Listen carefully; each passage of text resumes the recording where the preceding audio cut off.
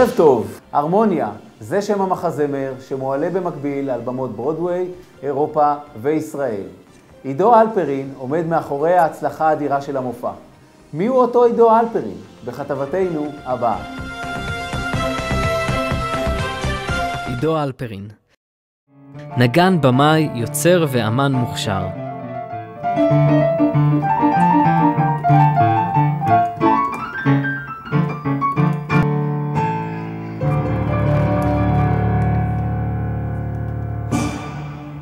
הכישרון שלו למעשה התגלה כבר בגיל מאוד מאוד צעיר, בגיל שנה וחצי, מול הטלוויזיה ומול הקלטות של אליסה. זאת הייתה במת הריקודים שלו, ומהר מאוד למדנו להכיר שיש לנו משהו מיוחד ביד. שלום, אני עידו, והיום תשמעו קונצרט עם כל מיני מחוזות שירים. ארץ ישראל שלי יפה וגם כל אחד מבנה ומנתה. למרות שההפקה עולה בניו יורק, העיר בה למד, ובה הוא חי כבר 5 שנים, כמעט כל האמנים שמשתתפים בה הם ישראלים, למעט אמה ווטסון, שגילמה את הרמוני בסרטי הארי פוטר. אנחנו בדיוק עכשיו בהפסקה בין הרצה להרצה. עכשיו אנחנו בסיבוב הופעות בארץ. בהבימה. בגרמניה. על הבמות בקיסריה. קאמרי. בעוד כמה שבועות אנחנו נוסעים לאיטליה.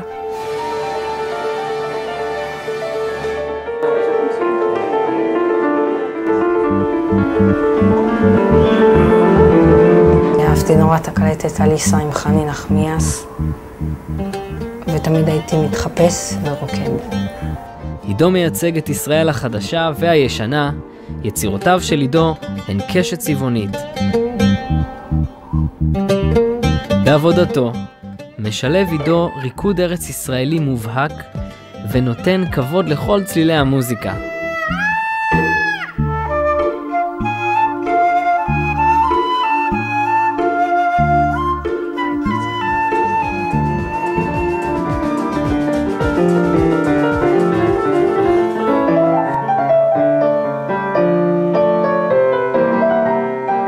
עידו אלפרין בשבילי זה סמל למימוש עצמי, לאיך חלומות מתגשמים, לכישרון.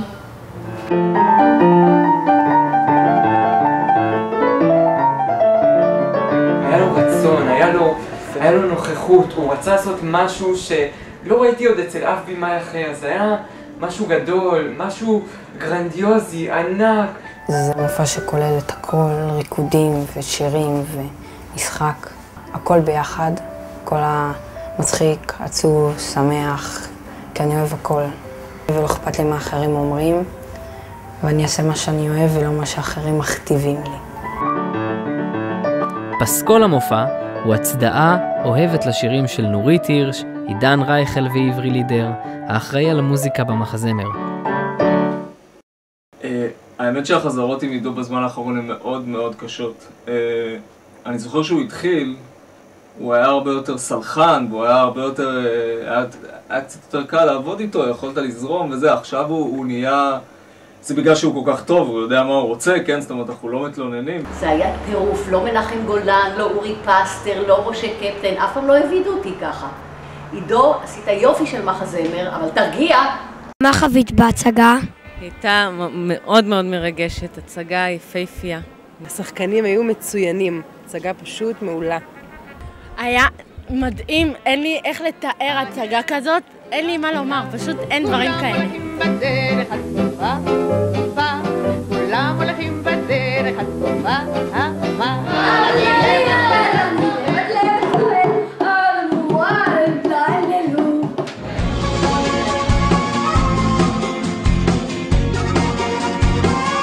תמשיך להיות כמו שאתה. מזל טוב.